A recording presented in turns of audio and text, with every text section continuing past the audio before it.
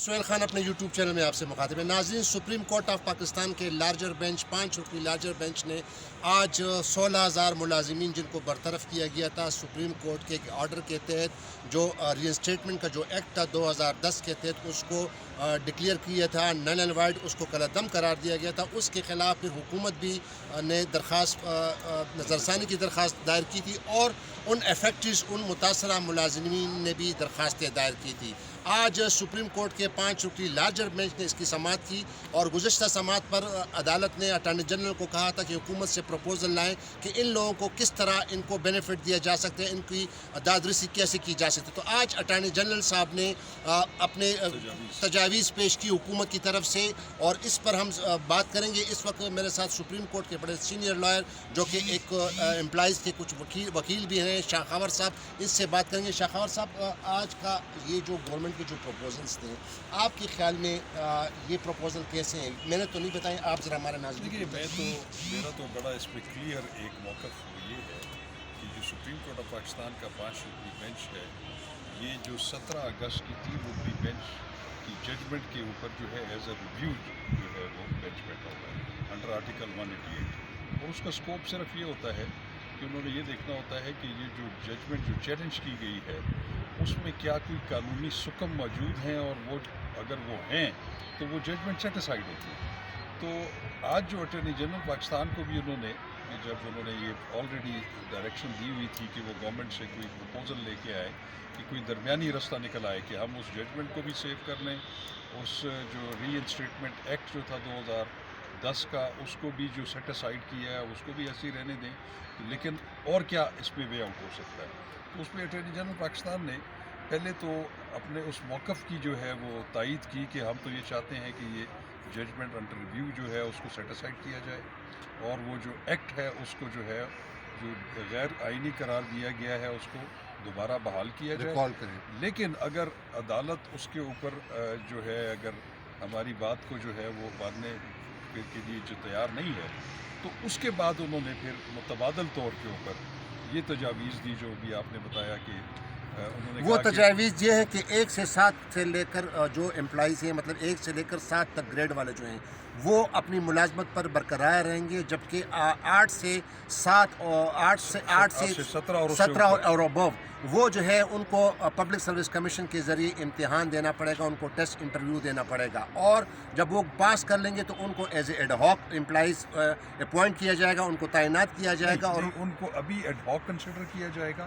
لیکن اگر وہ ایف بی ایس سی کا وہ ٹیسٹ کلیئر کر لیتے ہیں تو پھر ان کو جو ہے اور ان کو وہ تمام بینیفٹس بھی ملیں گے جو پہلے وہ انٹائٹل تھے، یعنی جو ان کے جو حقدار تھے وہ بینیفٹس بھی ملیں گے، لیکن پرووائڈڈ کہ اگر وہ پبلک سروس مقابلے کا امتحان پاس کر لیں. اور تیسرا جو ہے، جو پینشن جو لے چکے ہیں، اس میں جتنے بھی ملازمین جو پہلے پینشن لے چکے ہیں وہ لے چکے ہیں، وہ پاسٹ اینڈ کلوز ٹرانزیکشن ہے، اور کوئی ان کو پینشن نہیں ملے گی. اور چوتھا جو ہے، ایک مین پوائنٹ یہ ہے کہ جو افیکٹڈ ملازمین ہے جو اس ججمنٹ سے افیکٹڈ ہے یا نہیں ہے، تو وہ ہائی کورٹ سے رجوع کر سکتے ہیں، اور ہائی کورٹ جو ہے ان کا فیصلہ سنائے. ویسے اوور آل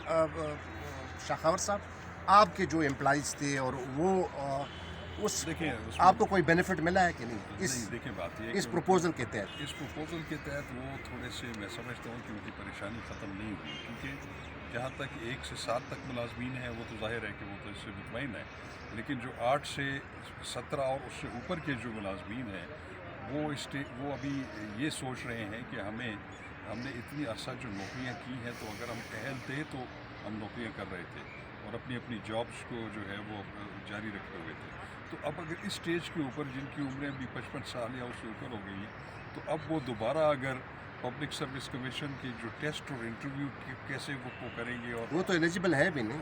وہ انہوں نے مطلب وہ جو نہیں، پبلک سروس کمیشن کا جو ایک امتحان لیے جاتے ہیں، امتحان اس کے لیے بھی باقاعدہ ایک ایج ہے. نہیں، وہ اس لیے ہے کہ جو کہ وہ پریزیڈنٹ ریگولیٹ کرتے ہیں پبلک سروس کمیشن کو، کیونکہ میں نے یہ وضاحت جو ہے وہ وہاں سے اٹارنی جنرل سے پوچھی تھی عدالت میں کہ وہ لوگ جو کہ اسٹیچوٹری آرگنائزیشنز کے ملازمین ہیں یا اٹانومس باڈیز یا کارپوریشنز کے ہیں جو پبلک سرونٹس میں نہیں آتے، گورنمنٹ سرونٹس میں نہیں آتے، تو اس پہ اٹارنی جنرل نے کہا کہ وہ جو مینڈیٹ ہے فیڈرل پبلک سروس کمیشن کا، वो प्रेसिडेंट किसी भी नॉन गवर्नमेंट या कॉरपोरेशन या स्टेचुटरी बॉडीज़ के लोगों का भी टेस्ट ले सकता है अगर उनको कहा जाए। तो वो तो उन्होंने इस चीज़ की वजाहत कर दी। लेकिन मैं अभी भी ये समझता हूँ कि अदालत को जो है वो ज़्यादा इस चीज़ के ऊपर अपनी तवज्जो मरकूज़ रखनी चाहिए थी कि जो कानूनी सुकम जो है वो 17 अगस्त की जजमेंट में जो हमने रेज़ किए हैं, अगर वो वाकई सुकम है तो फिर ये उस जजमेंट को सेट असाइड करें और तमाम मुलाजमीन को बग़ैर किसी शराइत के या कैटेगराइजेशन के उनको बहाल करें। अच्छा शाखावर साहब, आज लतीफ़ अफरीदी साहब जो बड़े सीनियर वकील हैं, जो